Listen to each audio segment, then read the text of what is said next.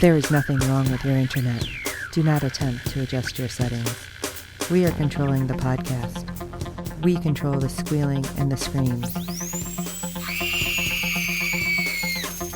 We can make your heart flutter, your eyes blur from tears, or sharpen your mind to crystal clarity. For the next hour, sit back. We are in control of what you hear. We repeat, there is nothing wrong with your settings. You are about to experience the awe and mystery known as the female mind. You are now entering the Fangirl Zone.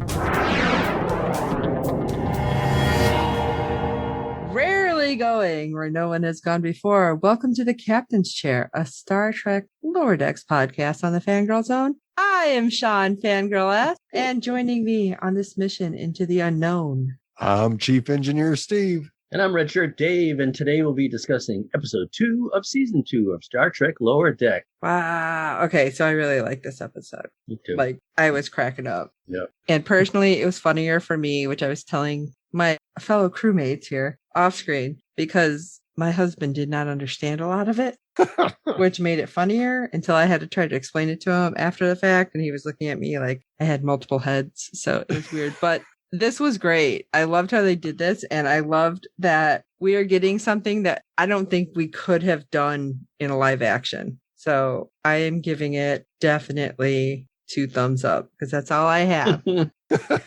I only have the 2 appendages. You sure Steve, you haven't what did you think? I don't know. Transporter clone there, Sean? Yeah. As of right now, that is negative.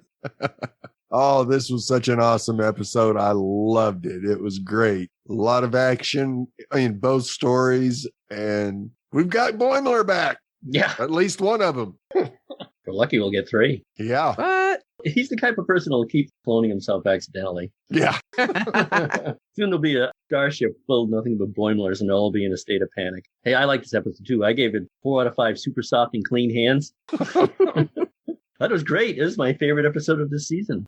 Again, yeah, like Steve said, very well done. Lots of action, and continue to be impressed by the animation, especially the spaceship animation. Super. Yep. All right. Well, let's get into episode 2. Kayshon, his eyes open. Our lower deckers have trouble bonding with Ensign Jet Manhaver, who has been assigned Boimler's bunk and shift duties. Meanwhile, we get a glimpse of Boimler's life on the USS Titan, which is more intense than he thought it would be. Personal Love trip. how every time you see him, he's like screaming. I know. Face is contorted. It's the best. Almost had to shade my eyes. The first scene we get is Mariner, Rutherford, and Tindy going into the shower together. I'm like, oh my goodness. Yeah.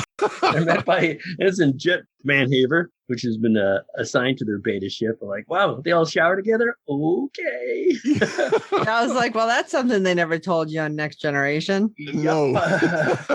Mariner confidently welcomes him to the team and refers to herself as the unofficial leader, much of Manhaver's confusion. In the shower, Jet takes a booth right next to Mariner, and she notes that they would normally leave that booth open, as Brad Boimler left it open when he was still with them because he's shy. Yeah. Since he was uncomfortable with the communal nudity. Aw. Jet simply replies that he's not Boimler and he's not there, and he wasn't there, and ignoring Mariner's concern. In response, Mariner amplifies the shower in an act of provocation. Jet just brushes it off and turns it up even higher. Wow, talk about measuring in the shower. Yes.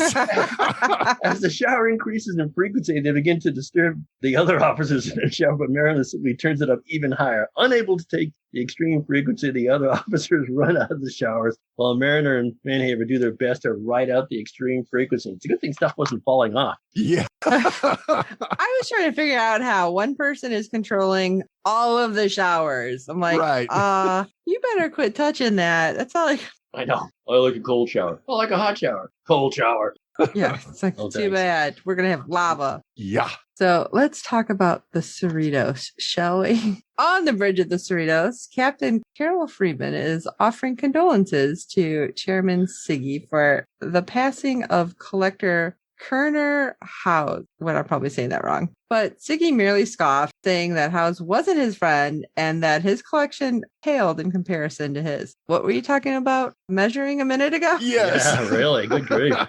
Freeman asks how the Cerrito can help, and Siggy tells that we need to auction off the collection, but in accordance to guild rules, we don't know what's dangerous, what's not, so we need your help to dispose of anything dangerous. It's like, wait a second. Is he trying to redshirt all of them? That's what it felt like to me. It's like Barbara from Stargirl have to go check on the closet where they're keeping all the magic stuff. Right? Yeah. It's like, it's fine. It's fine. But Freeman accepts his request and the transmission ends. She sits back down and she's a bit annoyed by the mannerisms of Siggy and calls the Collectors Guild a group of greedy pack rats. She is not looking forward to this mission, as she is expecting the results of her command evaluation today, but Commander Jack Ransom assures her that it sounds like a simple enough mission and volunteers to lead the away team. Who here wanted him to go because something was probably going to happen? Raise your hand. That was me. Something of his might float into space, so no. Right. Freeman declines his request, saying it's a good opportunity for our new chief of security to show what he's capable of. And I was really hoping that somehow we were going to get our old security chief back. Right. Like he was going to be like pieced together Frankenstein style or something. But ew. And he's still listed on the credit. Yeah, so you never know. But at the moment, we get a Tamarian lieutenant named Kayshon entering the bridge. Kayshon is the first Tamarian to join Starfleet, and he is joining the Cerritos as the chief of security. I find this amusing because if you remember way back on the episode, I don't even know what episode it is, when we first meet the Tamarians, they only speak in metaphor. Right. This was also funny because this is what my husband, who was watching with me, did not understand. And I'm trying to explain it to him. Like I said, he looked at me crazy and I'm like, all right, like, how did they explain it? And I'm like trying to do the Juliet on the balcony. And he's like, what? I'm like, I'm going to find it. It'll be easier. Right. But Freeman welcomes him aboard and the Tamarian gives a greeting, which confuses the bridge crew. But then he quickly corrects himself so that he's better understood. He's like, oh, yeah. Universal translator. Hold on. It's like, yeah, you need a babble fish in your ear. It'll be fine. Yeah. In the corridors, of course, Mariner, Rutherford, Tendi, and Manhaver are getting ready for their new away mission. Because, of course, we're going to have these. Why would we throw somebody else in unless you know they're going to be red-shirted? Right. Tendi is excited, pretty much as always, that they're going on an away mission with Kayshon, while Mariner appears rather unenthusiastic about it all. Manhaver, on the other hand, seems like a real suck-up. He is taking the mission very seriously, and Mariner tells him that you're being way more uptight, more than even Boimler ever was, which that's saying something. Yeah. Rutherford notes how Boimler would have loved this away mission because he took the ethics of collecting at Starfleet Academy, and Tendi notes how he's probably happier on the USS Titan. Of course, we get a cutaway, and again, him basically screaming in panic. Back on the Cerritos, Mariner, Rutherford, and Tendi, along with Manhaver, report to Kayshon in the transporter room. Kayshon is still struggling with the Federation standard language, but Manhaver helps him out while Mariner quietly taunts him. They beam over to Hayes' collection and meet Siggy, who instructs them to go through the items in the room while leaving the high-end items in the cases alone. Okay, but he just kind of said the high-end items at first. That could be a whole lot of stuff in here. You're not exactly giving information. No. I'm sure everything isn't labeled high-end. Right. Yeah. And Manhaver, the suck-up that he is, again, is confident that the job can get done in about an hour. And Siggy's like, this is just like the first room. There's a whole lot more further in the ship. Yeah. Oh, boy. So we go check in on the Titan, and it's in combat with the Pack-led cruiser. Boimler is a bit overwhelmed, as always, but is able to carry out the orders of Captain William T. Riker as instructed. He maneuvers the Titan behind the cruiser, and they fire phasers and photon torpedoes, causing the Pack-leds to retreat. Yay! I just watched the episode with the Pack-leds recently, too. Yeah. I'm like, this is so weird that I happened to see these two. I'm wondering if they kind of timed it. Because it was within the last month I've seen both of these episodes. Right. Nope. You're psychic. Yeah. Now, of course, the crew of the Titan celebrate their victory around a very stressed and overwhelmed Boimler. Now, you never saw the Enterprise crew jumping up and chest bumping and That would have been interesting. Yeah. I think That's a high five. Data would have knocked somebody with like 4 bulkheads. Yes. Worf would have just body slammed somebody. Yeah. Everybody would have been lining up for Deanna. Why do you say? Later, back on the Titan, Riker is briefing his senior officers about the recent pattern of Packlet attacks. They are apparently after Varuvian ore, an ore that contains volatile minerals at high vibratory frequencies and has been weaponized by terrorists in the pack. The tactical officer notes that the Packlids are unable to weaponize the ore on their own, and Riker agrees, saying Starfleet Command believes that someone else is helping them. Intel suggests that the Packlids are about to attack a Varuvian mining colony on Karzil 4 and briefs them on an undercover mission in which they will disguise themselves as miners, plant a tracking device on the Packlid shuttle, and hope that the Packlid will lead them to this other player. Now, Boimler busies himself with recording the mission brief, though Riker tells him he doesn't need to write everything down. He had like 10 pads he was shuffling around. Like, I love it because then he's like, you don't need to write everything down. That reminded me of Blazing Saddle. Yes. Like, tell them I said ow is exactly what I was feeling with this one. Meanwhile, back on the Cerritos, Kayshon screams in pain as the energy transforms him into a puppet. Yeah, that was a little gruesome, but funny. But shortly after this, multiple flying orbs attack the others, while various items are flung as projectiles and exotic animals are released from their cages. Mainhaver tries to contact Cerritos for an emergency transport, but communications are blocked. Right. Always. And Mariner and Mainhaver save Kayshon's puppet after being crushed, and they're about to escape the room. That was so funny. The little squeaky toy. Yeah, they're diving for it. Siggy scolds Tendi for stealing an item and complains that he never should have gotten Starfleet involved. Shut up, Siggy. Mariner suggests the need to go to the engine room to disable the defenses and comes up with a plan to go through the other galleries to get there. Mainhaver, however, has a safer plan of getting to the ship's escape pods while going through fewer galleries. This plan is favored by everyone else, much to the astonishment of Mariner. Yeah, she was not a happy camper.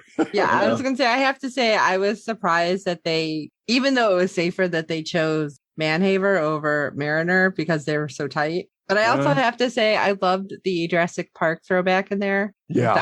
The, when everything gets triggered. I'm sorry. Yeah, that was great. I like Beckett's little grr, too. She always goes, grr. Yeah. On the bridge of the Cerritos, Freeman is notably agitated, and Ransom asks her if she shouldn't check in on the away team. Freeman, however, is trying to show more trust in her crew as her command evaluation results showed her she had a bad habit of micromanaging. While she disagrees with the results, she is confident that Kayshon has everything in the order. Oh, I love the look on the crew's face. Me? Oh, my God. Me micromanage? Yeah. That was great. Everybody is like, look somewhere else. Don't ask me. Don't ask me. Back on How's ship, everyone is making their way through the gallery after gallery, evading traps and helping one another out of various obstacles. As Mariner, Tendi, and Mainhaver do their best to save Rutherford and Kayshon from an inorganic matter compactor, Siggy leaves them to fend for himself, offering no assistance. The compactor is damaged when a large crane slams into the compactor, and the four catch up with Siggy in a room full of fossils. Weird. Yeah. Mariner I was like, is that supposed to be bones, quite literally? Because it was like the big skeleton with the blue shirt. What? I know. That was is this like a giant Spock or something? See, I was thinking it was bones. Right. I'm like, no, they did not. We'll find out in the Easter egg section. Yeah. Mariner angrily approaches Siggy and berates him for abandoning them as Siggy tries to get away when he drops Kayla's fornication helmet from under his clothes. I know. Say that without laughing. Realizing it was him all along, activated the ship's automated defenses. Tendi scolds him for accusing her, and he simply replies he's not answering to any of them. Mainhaver tries to warn him he's about to back him into a laser tripwire, but Siggy doesn't listen and walks right into it. Idiot. Immediately, the fossil remains of what appears to be Spock 2, drops from the ceiling and crushes Siggy, killing him. I keep expecting him to crawl out because no one really dies. Right.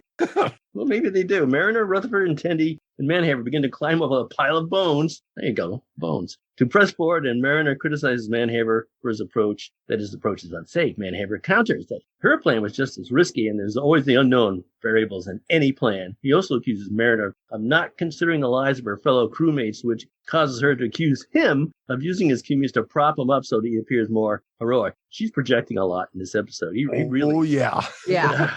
As they continue to argue, a hovering robotic vacuum distracts her, causing her to hit it with annoyance. That's like hitting a Green Lantern annoyance. You never do that. Yes, never do that. Never do that. Stop vacuuming me. Her action triggers a network response, and numerous more vacuums surround them and begin to attack them, which is also funny. They run into a room, and Manhaver begins to construct a barricade of the bones, while Mariner uses the bones like a club to attack the vacuums. Only on this show. Yes. Both try to get Tendi and Rutherford to help with their respective plans. Back on the houses ship, Manhaver has constructed the barricade, and Mariner gets angry with him, how he's acting like a textbook leader. He in turn tells her he's just trying to step up and that she's trying to be a renegade hero. Both true. Yep. Mariner simply says that diving in and acting in the moment is how she works best, while Manhaver tells her that he works best by thinking things out. And they're both right. And what was it, near the end of last season when Mariner had to be the hero? She was just trying to be like everyone else. Right. Right. She just panicked. Well, she didn't panic. She just took over. That's what she does. Yep. That's when she was at her best. Manhaver asks if she thinks he's trying to be like Ransom in his approach, and the two start to laugh at the mannerisms of certain senior officers. That's all I have to laugh about with Ransom. As they stop arguing, the vacuums start to break through the barricade, and Mariner, they should have had a cat. You know how cats get along? Right. With these vacuums? Giant cat, or giant bones of a cat. All right. Well, Mariner regrets having blindly hit one of the vacuums, while Manhaver regrets having taken them through this area in the first place. They come to the conclusion that neither of them should be in charge, and ask Tendi and Rutherford if they have any ideas. Genius. Yeah. Yeah. Tendi comes, finds some Excalibur bones, and notes that there's, with enough friction, they can break down and become acidic. And Rutherford notes that they can use to cut through the wall paneling and access the engineering subcircuits. Good thing that brought them along. Mariner asks, why I didn't bring this up before? And Tendi responds that they weren't in charge. Isn't that when they looked at each other? Yeah. As the vacuum continued to break through the barricade on House's ship, Tendi and Rutherford managed to ignite the bone, put it into.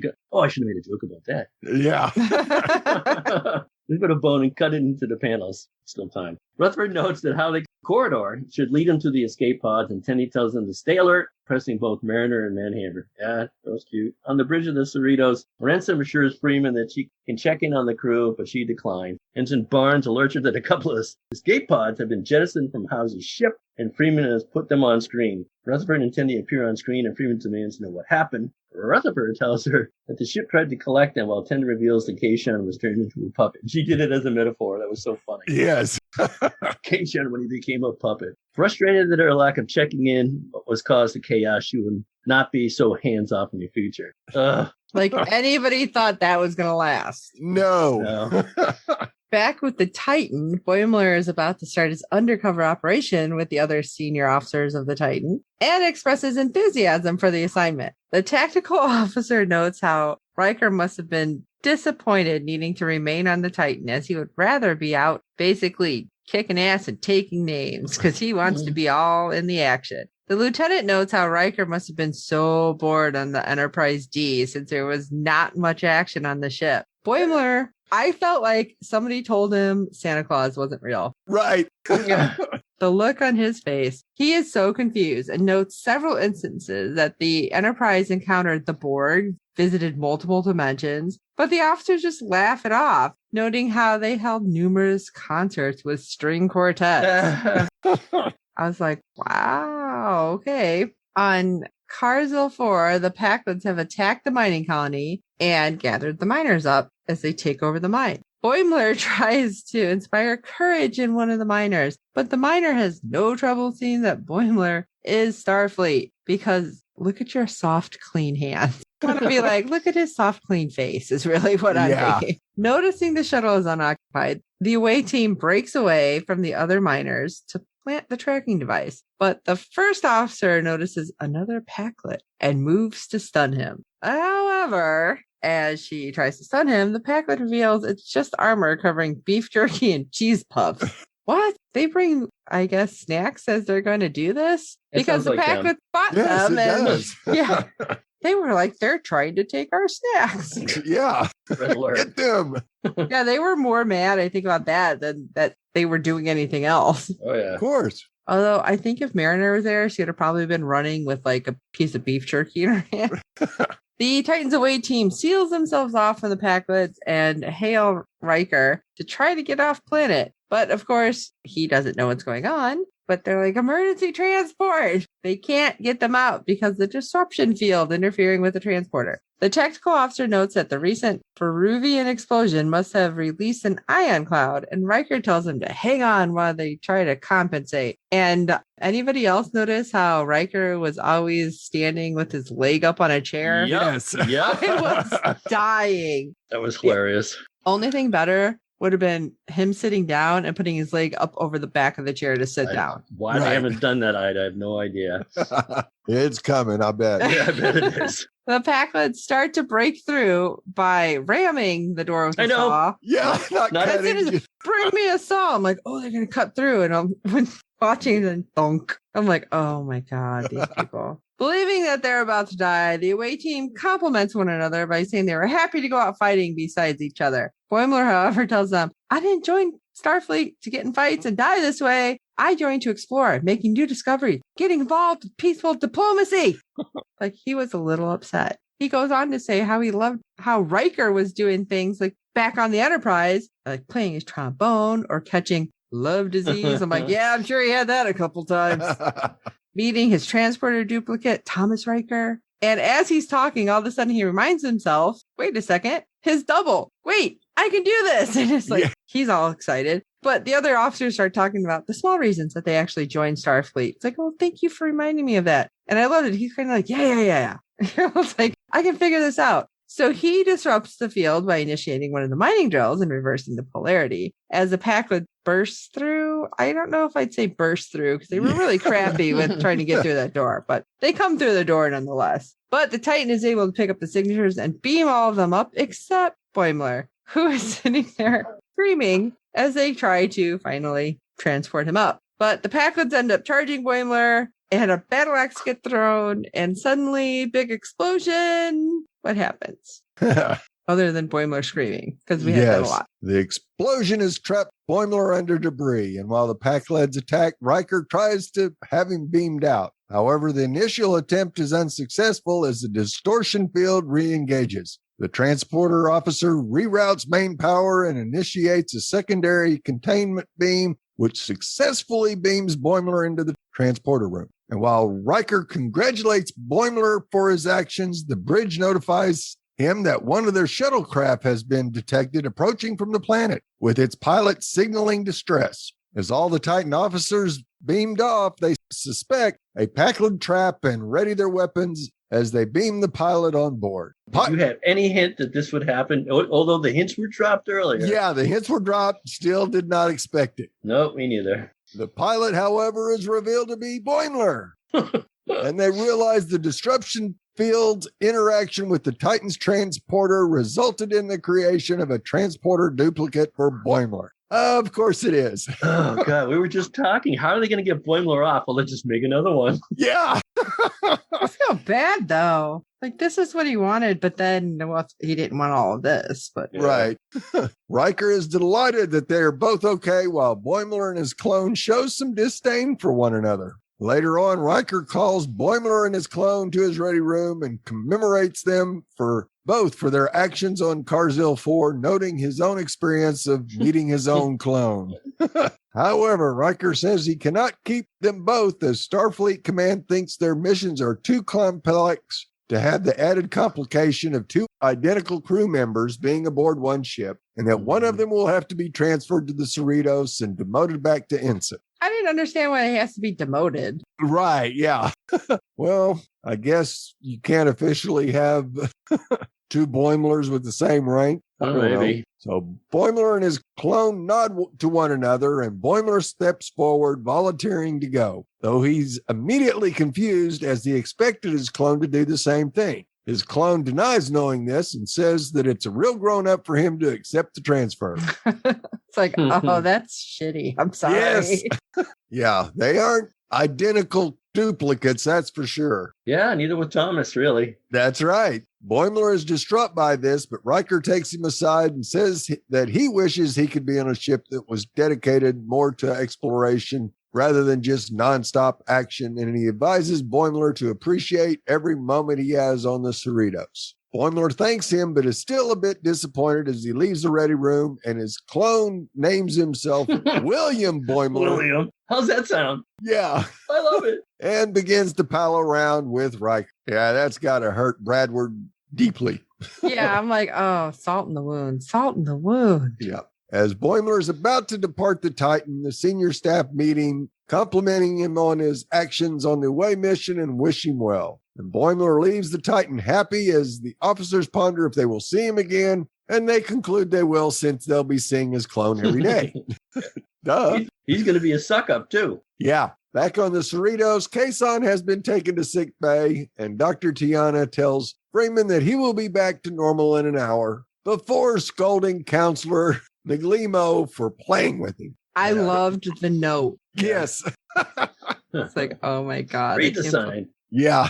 The counselor just totally ignores it. In the lounge, Mariner, Rutherford, Tindy, and Manhaver are having corn together, and Mariner and Manhaver apologize to one another for their behavior. Mariner calls him a true lower decker, and she's about to express optimism for their future work together when Boimler enters the lounge, much to their excitement. Like, I expected Mariner to just push him out of the booth. Like, yeah, Boimler tells them he was transferred back, and Mariner happily invites him to sit with them, as Manhaver has to leave to let him get it reacquainted with one another. I mean, they could have squished, but yeah, I think they were more like, get out. Yeah, they eagerly talk about their recent away mission with Kayshon's accident and ask him what Titan was like. Well, Boimler tells them that he's much more interested in what's been going on with the Cerritos. And Mariner calls for shots. And, of course, Boimler's got to get him since he left them on the Cerritos.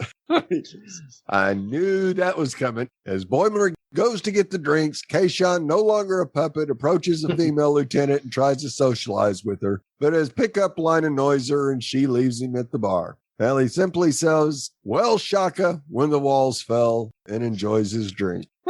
Should have stayed as a puppet. A lot cuter. All right. What's next, Steve? Do we have a section coming up? Should I work Just out? for Dave. Should I fill myself with water? I got a water bottle here. Yes, you probably will need it. You might need to stretch out, prepare yourself. Out, oxygen. I'll get you for this, Steve.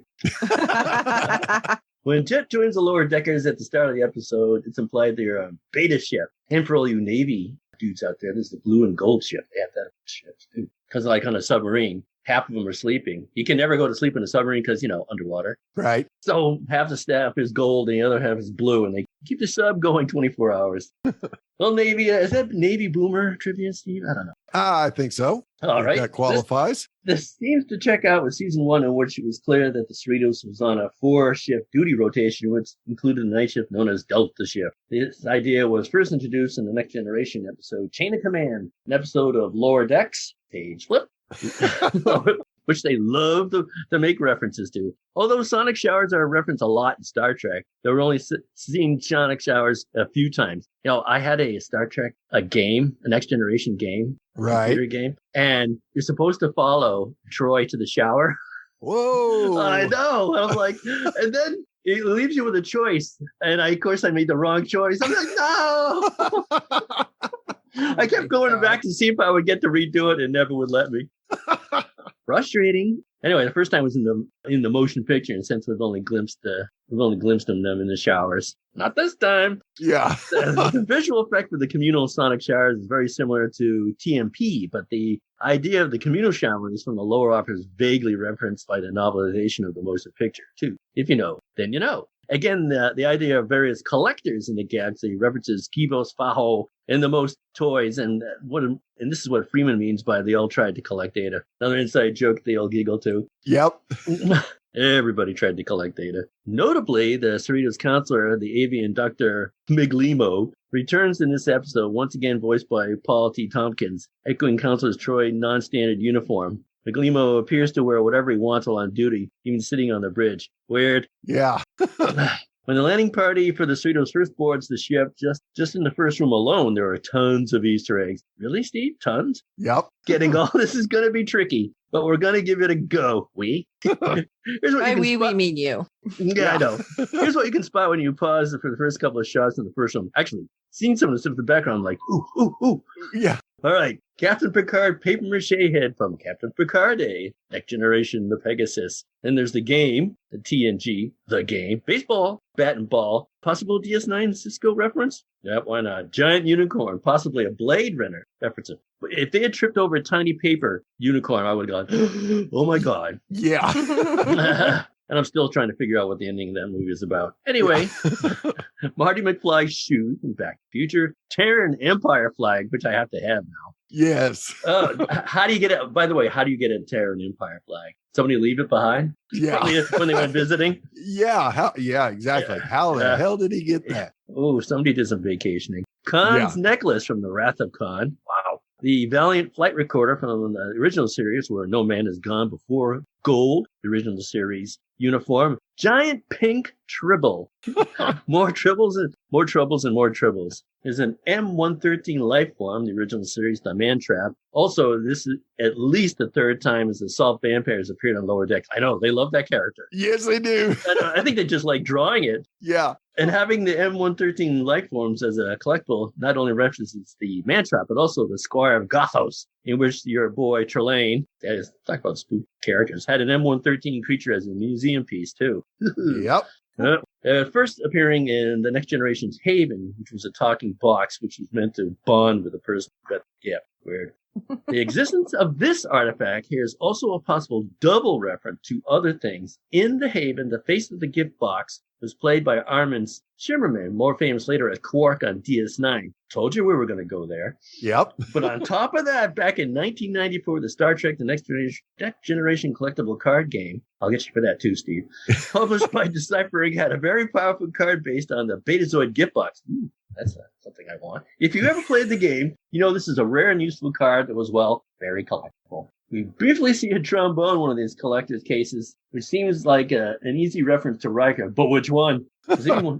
Because this episode also directly references Second Chances and Will Riker's duplicate Thomas Riker. It is possible. This is the trombone that Will gave to Thomas at the end of the TNG episode. Briefly, here's the case for being Thomas Riker's trombone. In DS9 episode, Defiant, Thomas Riker tried to steal the Defiant, but was later arrested by Starfleet. Presumably, this would mean all that stuff would have been confiscated, including the trombone. Oh, so disappointing. Tamarians, or the Children of Tarma, originated in the Next Generation episode Darmok. In case you forgot, Picard cracked the case with this species by learning they spoke exclusively through metaphor and analogy. Mariner mocks this by pointing out all have to do is listen to her context clues. Yeah, she did mock that. Oh, she gets so defensive. Yes. Riker tells Boimler to use the attack pattern Delta on the Pac-led ship. This seems to be a reference to the Empire Strikes Back, in which Luke tells the snowspeeders of Rogue Squadron, attack pattern Delta, go, now. Oh my God, I missed that. Here's another go at seeing how many Easter eggs were jammed into this less than 2 minutes of screen time. The Catan probe from the Next Generation Inner Light. Vulcan Lurpa weapon, original series Amok Time, one of my favorites. Klingon Batleth, Next Generation DS9 Voyager et al. How can you have a Star Trek without a Batleth? Yes. You know? There's also the Andorian dueling weapon from Enterprise United. Shark in a Tank, a reference to the real-life Damien Hirst, probably. Yeah, who else had a shark in a tank? So anyway, Mars rover, Cadiscot game, Voyager, Chateau Picard, wine crate, which I have downstairs.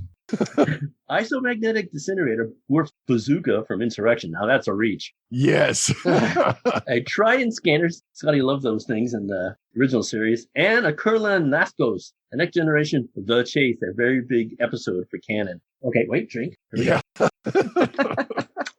Andy says that this specific Klingon artifact is clearly something Kalis, Jesus, wore while the name speaks for itself. But which Kalis? The fake clone Kalis from Rightful, or the real deal Kalis from the 9th century? The Kalis reference gets doubly meta because, as you'll see later, Lower Decks eventually references the very first reference in canon to Kalis too. Why spot. Yeah. Barely visible just as Mariner and the gang are trying to escape, we can see Data's painting of this cat Spot. I know it was awesome. First seen in the Next Generation episode, Inheritance, and later in the background in the movie, Generation. Let's combine two scenes here. In two pivotal moments in this episode, Boimler is defending the honor and relative coolness of the Next Generation adventures on the Enterprise D, which he calls the D. Here's what he seems to be referencing. They went to other dimensions. This seems to be a reference to the idea that the D did go to another dimension in the episode where no one has gone before. It also could reference yesterday's Enterprise, but nobody could remember that. That's cool. Yeah, they fought the Borg, with references Q Who in the Best of Both Worlds and Descent. They insurrected. This is a reference to Star Trek Insurrection, which was not the Enterprise D, but instead the Enterprise E. Yeah, same crew. The Lower Decks writers surely know this. Why doesn't Boimler know this? Maybe the game of telephone in the Federation is a little inaccurate. In LDS Season 1, the news of Data's brother seemed to travel very slowly. Yeah, maybe. Yeah. No, they had a regular string quartet. This is the disc. This references several TNG episodes, notably Sarek, again in Inheritance. Never diss a Sarek episode. Never. No.